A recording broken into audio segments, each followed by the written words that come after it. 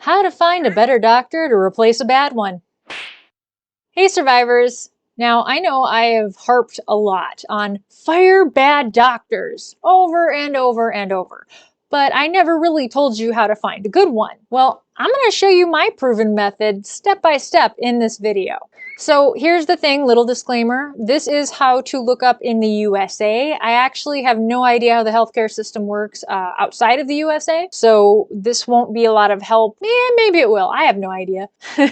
When I was dealing with bad doctors, I would just kind of call and let them put me with a different one and hope for the best. Obviously, that did not work. They just kind of put me with whoever was available. So eventually I realized you should do what you do with any business you're hiring and do some research. So here is how I did it. The first thing you want to do is contact your insurance company, or what I did, go on their website. This is how you probably already go on there to make appointments, to look up prescriptions, to look up lab results. I'm already logged in, as you can see. Now, on HealthPartners, should you have HealthPartners, you want specifically to go to My Plan, and we're going to hit Find Care and Doctors. Now there's a way to do this in My Care also, but it's not as good. So make sure you're doing it from My Plan. First thing you do is you put in your zip code or kind of around where you want to be going for your appointments. The next thing you want to do is you would put what you want help with. So if you have chronic fatigue, you put chronic fatigue, fibromyalgia, Lyme's, and see if there's anything in there for that. For chronic fatigue, that's typically not a specialty they mention. It's kind of almost more of a symptom. But the next closest thing you can put that is in there is fibromyalgia related issues. That includes chronic fatigue. And this is what I did.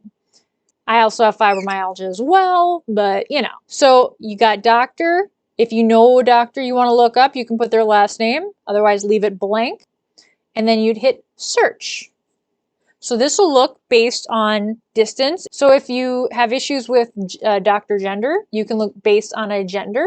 You can look based on how many miles away the clinic is from you. All right, so now we have filtered results. And what you want to do is you want to go through and you're going to read their biographies they made, which is public, by the way. I can show this because this is all searchable on Google. You're going to want to look at these people, click See More. And you're going to find out more about them based on this. And based on what they talk about, you can tell where most of their experience lies. She does mention chronic disease, but not a lot. It mostly looks like it's family planning stuff. I don't really see a lot other than her mentioning she manages chronic disease in this one little tiny spot. So something to keep in mind. Go back and you go down the list. Go down the list to the next person, and they have little ratings. I don't really mind the ratings. All right, so this person didn't write a lot, but it looks like they're doing diabetes, ADHD, women's health, LARC. I don't see a lot showing anything about fibromyalgia, chronic illness. Now the thing is, just because they come up in the search results for what you put you wanted to know about, doesn't mean they actually do anything with that. Sometimes it's just an oopsie or a glitch.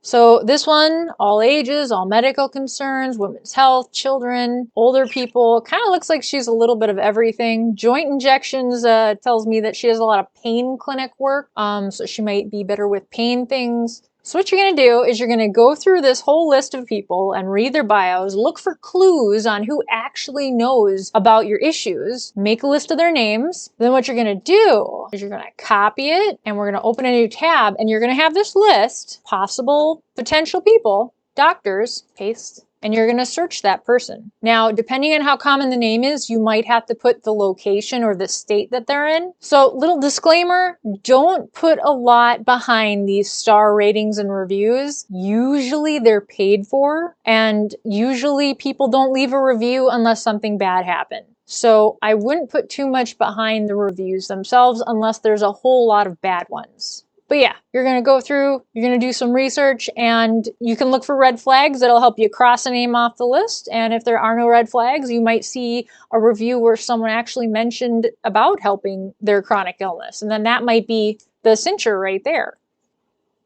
So here's one thing that you can find in this. You'll notice her specialties are weight loss, immunization, influenza, contraception, basic stuff, nothing that interesting. And we kind of suspected that from her insurance biography. And so I think she doesn't actually treat fibromyalgia or chronic illness at all. So doing more research can actually help narrow it down based on this. So the other thing I want to mention is just because someone's a nurse practitioner or a physician's assistant. So instead of MD behind their name, you might see NP or PA. Just because they're a nurse practitioner or physician's assistant doesn't mean they're any worse. They might be the best option for you because they tend to have more time to actually look into their patient's care than regular doctors do. They're not any worse. Sometimes they're better. So don't write them off. That's all I'm saying.